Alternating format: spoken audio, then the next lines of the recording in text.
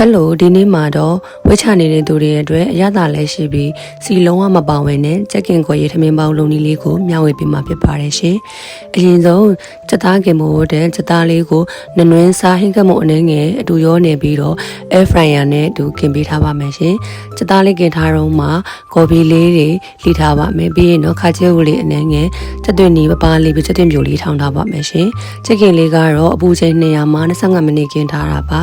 15မိနစ်မှာတစ်ဖက်လမ်းပေးပါတယ်ချက်ကင်လေးတွေကိုအနေတော်လေးတွေကိုက်ပေးထားပါမယ်ရှင်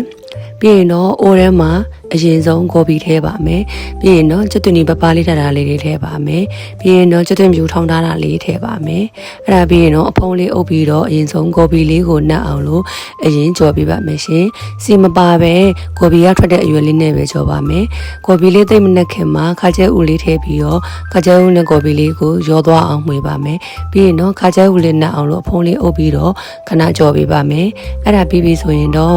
ကင်ထားတဲ့စတာလေးထည့်ပါမယ်အရသာအတွက်စားဟင်းကမို့အနေငယ်ထည့်ပါမယ်ပြီးရင်တော့အသီးရွက်တွေနဲ့အသားလေးနဲ့တခြားလေးရောသွားအောင်သမသွားအောင်လို့မှွေပေးပါမယ်ပြီးရင်တော့အရသာလေးတွေအသားရဲ့အရသာလေးတွေရောအကုန်ထွက်လာအောင်လို့အဖုံးလေးအုပ်ပြီးတော့ကြော်ပေးပါမယ်ရှင်စီမထဲဘဲနဲ့အသီးရွက်ကထွက်တဲ့အရေးလေးတွေနဲ့ပဲကြော်ထားပါတယ်ရှင်နောက်ဆုံးပေးမှာတော့ကော်မုံလေးတစ်စွန်းကိုကြီးဖြိုပြီးတော့ထည့်ပေးလိုက်မယ်ဆိုရင်တော့စီလုံးဝမပါဝင်တော့လဲအရသာရှိရှိနဲ့စားလို့ကောင်းတဲ့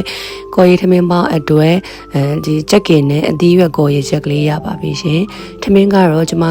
150 gram စားပါတယ်ရှင်ဒီလိုမျိုး gram ချင်းချင်းလေးနဲ့စားတာကကီလိုရီကိုအနည်းဆက်ဆုံးတွက်လို့အဆင်ပြေပါတယ်ရှင်ပြီးပြီဆိုရင်တော့ခဏကချက်ထားတဲ့ချက်သားကော်ရီသီးစုံလေးထည့်လိုက်ပြီဆိုရင်တော့ protein နဲ့ကျွေးသွားပြီးကီလိုရီလည်းအဆင်ပြေတယ်အရသာရှိလာတဲ့နေ့လည်စာလေးရပါပြီရှင်